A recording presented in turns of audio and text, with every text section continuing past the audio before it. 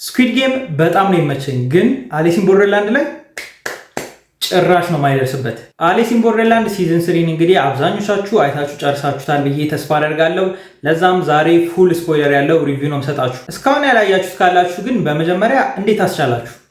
ሲቀጥል ይሄንን ቪዲዮ ፌቨራይት ውስጥ አድርጉትና አሳልፉት፣ ምክንያቱም ሙሉ ታሪኩን ስፖይል አደረገው ነው። በባለፈው ቪዲዮ እንዳልኳችሁ ይሄኛው ሲዝን ከ1 እና ከ2 የሚበልጥ አይደለም፣ ነገር ግን በራሱ መንገድ በጣም የሚያምርና የሚያዝናናም ነው። ባለፈው ታሪኩን የቀጠሉበት መንገድ ተመችቶኛል ብያችሁ ነበር። እናም ታሪኩ የተነሳው በዚህ ሰው ምክንያት ነው። ይሄ ሰው ባንዳ ይባላል እና የምታስታውሱ ከሆነ ሲዝን 2 ላይ ከሺሺያ እና ከዚህኛው ሰውዬ ጋር ሆኖ ጃክ ኦፍ ሃርትስን ማሸነፍ ችሎ ነበር። እናም ሲዝን 2 መጨረሻ ላይ ወደ ቤት መመለስ ትፈልጋላችሁ ወይንስ እዚሁ ትቆያላችሁ ሲባሉ እነዚህ ሁለቱ እዛው መቆየትን ነበር የመረጡት። ከዛም እንግዲህ ባንዳ ደህና ተጫዋች አጣው፣ ጌሞቹ በሙሉ ደበሩኝ ብሎ ነው አሪሱን ለመመለስ እየሞከረ የነበረው። ይችኛው ጀለስ ግን ስማርት ናት። ምንም ኢንቮልቭ ማድረግ አልፈለገች። ከ6 ኤፒሶዶች ትንሽ ደከም ያለብኝ የመጀመሪያው ኤፒሶድ ነው። ኤፒሶዱ በጣም አስፈላጊ የሆነ ኤፒሶድ ነው፣ ምክንያቱም ወደ ቦርደርላንዱ እንዴት ተመለሱ የሚለውን ስለሚያሳየን እና እዚህ ኤፒሶድ ላይ አንድ ነገር ብቻ አላሳመነኝም። አሪሱ ወደ ቦርደርላንድ የተመለሰበት ምክንያት በጣም አሳማኝ ነው፣ ኡሳጊንና ልጁን ለማስመለስ ነው። ኡሳጊ ግን ከመጀመሪያው ወደ ቦርደርላንድ መሄድ የፈለገችበት ምክንያት ለእኔ አሳማኝ አይደለም። አባቷን ሁሌ በህልሟ ታየዋለች። ከዛ ከፕሮፌሰሩ ጋር የሆነ ነገር አወሩና ሄደች። ላይክ አባቷን እዛ የምታገኘው መስሏት ነው ወይስ ሌላ ምክንያት አላት? ለእኔ ግልጽ አልነበረም። ከሁለተኛ ኤፒሶድ በኋላ ግን ፏ ነበር። በዚህኛው ሲዝን ይሄ ቀላል ነው እኔም ብሆን አልፈዋለሁ የምትሉት አይነት ምንም ጨዋታ የለም። እንዳለ ልብ የሚያንጠለጥሉና ሃይ ሌቭል የሆኑ ናቸው። ከመጀመሪያው ጨዋታ መረዳት ያለባችሁ፣ በተለይ ደግሞ ተማሪ ከሆናችሁ ማትስ በጣም አስፈላጊ ነገር ነው። መቼ ህይወታችሁን ሊያድነው እንደሚችል አይታወቅምና በደንብ ተማሩ። በጣም የወደድኩት ጌም የዞምቢውን ጌም ነው። በተለይ አሪሱ ምን ያክል ስማርት እንደሆነ በደንብ አይተንበታል። የፈለገ ነገር ትሞክራላችሁ እንጂ አሪሱን አውት ስማርት አታደርጉትም። ይህንን ደግሞ ሞር ፕሩቭ የሚያደርግላችሁ ነገር ከፈለጋችሁ የባቡሩን ጨዋታ ማየት ትችላላችሁ። የኡሳጊ ቲም በጣም ስትራግል እያደረገ ኦልሞስት ሊሞቱ ደርሰው ነበር። በተቃራኒው ግን የአሪሱ ቲም አንድም ሰው ሳይጎልባቸው ፈታ ብለው ነበር የጨረሱት። ለኡሳጊ የሚመጥናት ጌም የተገኘው ሰሚ ፋይናሉ ላይ ነው። ይሄ እንደ ኤፍል ታወር ሆኖ ቢንጎ የሚጫወቱበት ጌም ማለት ነው። ለኡሳጊ ይሄ በጣም ቀላል ነገር ነው። ፊዚካሊ በጣም ጠንካራ ናት። እንኳን ይህንን ተራራ ስትወጣ ነበር። ሌላኛው በጣም ኢንተርቴኒንግ የነበረው ጌም ደግሞ እነ ኡሳጊ ይህንን የቢንጎ ጨዋታ ሲጫወቱ፣ በተቃራኒ ሳይድ እነ አሪሱ ሲጫወቱት የነበረው ኪክ ዘካን የተባለው ጌም ነው። በአጠቃላይ ሲዝኑ ላይ ከተፈጠሩ ሞመንቶች ዋን ኦፍ ማይ ፌቨራይት ሞመንት የተፈጠረው እዚኛው ጌም ላይ ነው። ጀለስ የሚገርም ስራን የሰራው። እንዲሁ ስታዩት ካራክተሩ ከአጉኒ ጋር ተመሳሳይ ነገር አለው እና እዚህ ሲዝን ላይ ከመጡ አዳዲስ ካራክተሮች ዋን ኦፍ ማይ ፌቨራይት ይሄኛው ካራክተር ነው። ሌላኛው ደግሞ ይሄኛው ነው። ስማቸውን ስላልያዝኩት ነው። ብቻ ይሄኛው ደግሞ ከዛኛው በተቃራኒ በጣም የሚያስቅና የሚያዝናና ካራክተር ነበር። ሁለቱም የሚያሳዝን ሞት ነው የሞቱት። ይሄኛው ራሱን ሳክሪፋይስ አደረገ እነሱን ለማዳን። ይሄኛው ደግሞ ከራሱ ጋር በጣም ስትራግል ሲያደርግ ነበረ። መጨረሻ ላይ አልቻለም። እንዲህ ብላችሁ የመጨረሻው ጌም ላይ ትደርሱና ደግሞ ልባችሁ ተንጠልጥሎ ነፍሳችሁ ተጨንቆ ነው የምታዩት። እኛ ከውጭ ሆነን ስንመለከት እንደዚህ ልባችን የተንጠለጠለ ውስጥ ብንሆን ደግሞ አስቡት። ቀላል ጌም አይደለም። ወደፊታችሁ ምን ይመስላል የሚለውን እያያችሁ ለእናንተ ጥሩ ነገር ነው የምትመርጡት ወይንስ ቲማችሁን የሚጠቅም ስራ ነው የምትሰሩት? በዛ ላይ ደግሞ ቀጣይ የምትገቡበት ክላስ ምን ያክል ነጥብ እንደሚቆርጥባችሁ አታውቁም። ስለዚህ ትልቅ ሪስክ ነው የምትወስዱት። ያው አሪሱ ስለሆነ መውጫ መንገድ አላጣም። መጨረሻ ላይ መውጫውን አገኙት። ታዲያ እዚህ ጋር የነበረው ፕሎት ትዊስት በጣም ኢንተረስቲንግ ነበር።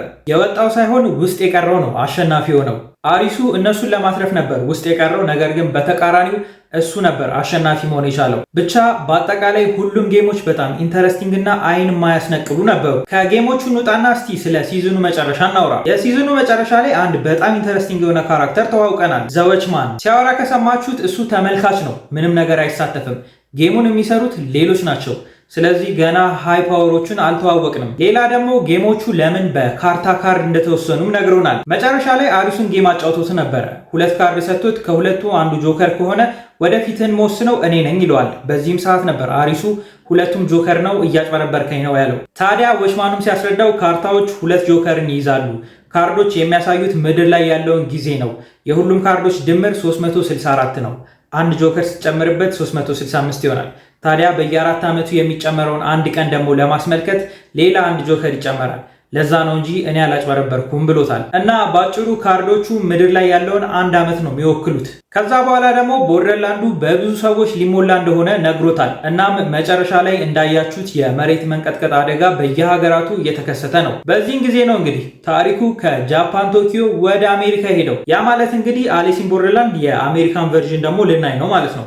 ልክ እንደ ስኩዊድ ጌም። የስኩዊድ ጌም ይሁን እሺ ብለናል፣ ግን ይሄኛው አስፈላጊ ነው ወይ? ሁሉም ነገር ወደ አሜሪካ መቀየር አለበት ወይ? ኔትፍሊክስ ለትርፉ ነው። አሜሪካኖች ደግሞ ሲበለጡ አይወዱም። ቲክቶክን እኛ ካልወሰድን ብለው ስንት ነገር ተፈጠረ። ስኩዊድ ጌምን ወሰዱ፣ ዝም አልናቸው። አሁን ደግሞ በዚህ መጡ። እኔ ስኩዊድ ጌም ትንሽ ኤክሳይት ያደረገኝ ራሱ ዳይሬክተሩ ዴቪድ ፊንቸር ስለሆነ ነው። ይሄኛው ግን ማን እንደሚሰራው እንዴት እንደሚሰራ የምናውቀው ነገር የለም። ኦልሬዲ ሊድ አክተሯ ሴት እንደምንሆን አይተናል። አስተናጋጅ ናት፣ ስሟ አሊስ ነው። ያው ማታውቁ ከሆነ አሪሱ ማለት በእንግሊዘኛ ሲቀየር አሊስ ማለት ነው። ማየቴ አይቀርም፣ ግን እኔ አስፈላጊ ነው ብዬ አላስብም። ሌላ የምገምተው ነገር የነ አሪሱ ታሪክ እዚህ ላይ አብቅቷል ብዬም አላስብም። አራተኛ ሲዝን የሚሰሩለት ይመስለኛል። ምክንያቱም ጌሞቹን ክሬት ያደረጉትና ቦርደርላንዱን የሚቆጣጠሩት እነማን እንደሆኑ አሁንም አላየንም። ዎችማኑን ብቻ ነው ያየነው። ያ ብቻ አይደለም፣ ስለ ዎችማኑም የሆነ ነገር እንዲያሳዩን እፈልጋለሁ። እዚህ ጋር የምታዩትን ታይም ላይን ቲክቶክ ላይ አግኝቼዋለሁ። እንደምታዩት የአሜሪካን ቨርዥኑ አለ፣ አሊስ ኢን ቦርደርላንድ 0 አለ፣ አሊስ ኢን ቦርደርላንድ ዎችማን እና አሊስ ኢን ቦርደርላንድ ሲዝን 4 አለ የሚል ነገር አይቼ ነበረ። እውነት መስሎኝ ነበር፣ ነገር ግን ቼክ ሳደርግ ይሄ ነገር ውሸት ነው። ሌላኛው እዚህ ሲዝን ላይ በጣም የወደድኩት ነገር ሲዝን 1 እና ሲዝን 2 ላይ የምናውቃቸው ካራክተሮች መጨረሻ ላይ መጥተዋል። እነ ኩዊና፣ አጉኒ፣ እግሯ የተቆረጠው ልጅ ኒራጊ እና ሁላችንም የምንወደው ካራክተር ሺሺያ መጥተው ነበር እና በትንሽ ደቂቃ ውስጥ ምን እየሰሩ እንደሆነና ህይወታቸው ምን ይመስላል የሚለውን አሳይቶናል። ያ አይ ቲንክ ለእኛ ለተመልካቾች ክሎጀር ይሆነናል። ምክንያቱም ምን ተፈጠረ፣ መጨረሻቸው ምን ሆነ የሚለውን ሳናውቅ አልቀረንም። አንድ ጥያቄ ግን ልጠይቃችሁ፣ ከአሪሱና ከሺሺያ ማን ነው የበለጠ ስማርት? እንደኔ በጣም ተቀራራቢ ናቸው፣ ግን በትንሹ ሺሺያ የሚሻል ይመስለኛል። ሌላ ደግሞ አሊስ ኢን ቦርደርላንድ ወይስ ስኩዊድ ጌም የምትሉ ሰዎች የምራችሁን ነው? አሊስ ኢን ቦርደርላንድን በደንብ አይታችሁታል? ስኩዊድ ጌም በጣም ነው የመቸኝ፣ ግን አሊስ ኢን ቦርደርላንድ ላይ ጭራሽ ነው የማይደርስበት። ስኩዊድ ጌም ላይ ሰው ካላበላሸባችሁና እድለኛ ካልሆናችሁ በስተቀር የመትረፍ እድላችሁ እስከ 50% ድረስ ይደርሳል። አሊስ ኢን ቦርደርላንድ ላይ እኮ ቀላል የሚባለው ጌም ላይ የመትረፍ እድላችሁ ከ10% አይበልጥም። እንደውም አንዳንዶቹ ጌሞች ፊልም ስለሆነ ነው እንጂ ማንም አይተርፍም። ብቻ ከአሜሪካን ቨርዥኑ ጎን ለጎን አራተኛ ሲዝን እንደሚኖረው ተስፋ አደርጋለሁ። ባለፈው እንዳልኳችሁ ለዚህኛው ሲዝን 9.5 ከ10 ሰጥቼዋለሁ። እናንተም ሀሳብ አስተያየታችሁን፣ ሬቲንጋችሁን ኮመንት ላይ ጻፉልኝ። እስካሁን ያላገኛችሁት ካላችሁ የቴሌግራም ቻናሌ ላይ ገብታችሁ ማግኘት ትችላላችሁ። የቻናሌ ሊንክ ባዮ ላይ አለ። ፎሎ እና ሼር ማድረግ አይረሳ።